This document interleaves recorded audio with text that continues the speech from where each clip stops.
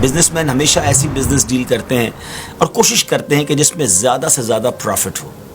مگر ایک بار مدینہ منورہ میں قحط آیا، لوگ دانے دانے کو ترسنے لگے. حضرت ابوبکر صدیق رضی اللہ تعالی عنہ کا وہ دور تھا.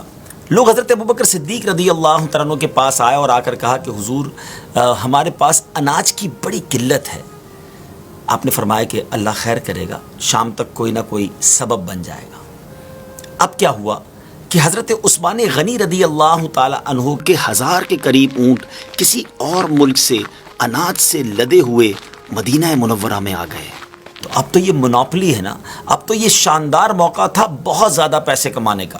بہرحال مدینہ منورہ کے جو بزنس کمیونٹی کے لوگ تھے، جو فوڈ اسٹف کا، جو اناج کا کام کرتے تھے، وہ سارے حضرت عثمان غنی رضی اللہ تعالیٰ عنہ کے گھر آ گئے اور کہا کہ حضور یہ اناج ہمیں بیچ دیجئے، ہم مدینے میں ڈسٹریبیوٹ کریں گے، ہم بیچیں گے. آپ نے کہا ٹھیک ہے، بزنس ڈیل بناتے ہیں.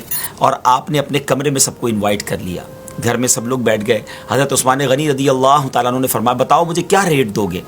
تو لوگوں نے کہا حضور آپ ایسا کیجئے کہ ہم سے 10 روپے کی جو چیز آپ نے لی ہے اس کے 12 لے لیجئے. 20% پروفٹ آفر کیا. آپ نے کہا نہیں مجھے اس سے زیادہ مل رہا ہے. لوگوں نے کہا حضور پھر آپ ایسا کیجئے کہ 10 کے 13 لے لیجئے، 30% پروفٹ لے لیجئے.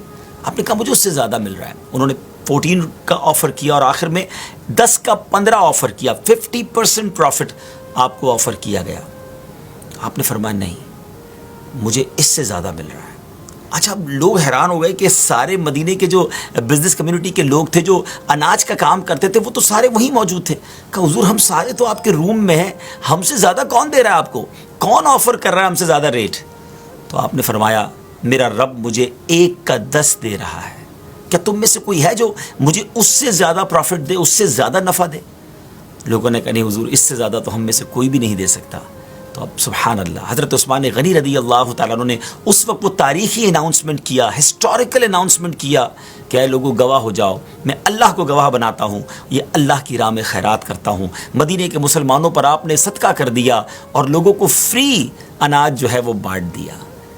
عقل تو یہ کہتی ہے کہ یہ تو موقع تھا پیسے کمانے کا، یہ تو موقع تھا خوب مال بنانے کا، مگر انہوں نے اللہ سے کاروبار کیا اور اللہ کے وعدوں پر ایسا سچا انہیں یقین تھا. ناظرین اتنا صدقہ و خیرات کرنے کے بعد بھی کبھی ہم نے یہ نہیں سنا کہ سیدنا عثمان غنی رضی اللہ تعالیٰ عنہ کا ڈاؤن فال آ گیا ہو، وہ غریب ہو گئے ہوں. اللہ نے ان کو عروجی عطا فرمایا، ان کے مال میں برکتی عطا فرمائی. اور سبحان اللہ آپ وہ عظیم شخصیت ہیں کہ جنہوں نے نبی پاک علیہ الصلوۃ والسلام سے 2 بار گویا جنت خریدی. نبی پاک علیہ الصلوۃ والسلام نے اپنی 2 صاحبزادیاں یکے بعد دیگرے ان کے نکاح میں بھی دیں، آپ ذو النورین بھی کہلائے. اللہ کریم تربت سیدنا عثمان غنی رضی اللہ تعالیٰ عنہ پر اپنی رحمتوں کا نزول فرمائے اور ہمیں ان کے صدقے سخاوت نصیب فرمائے.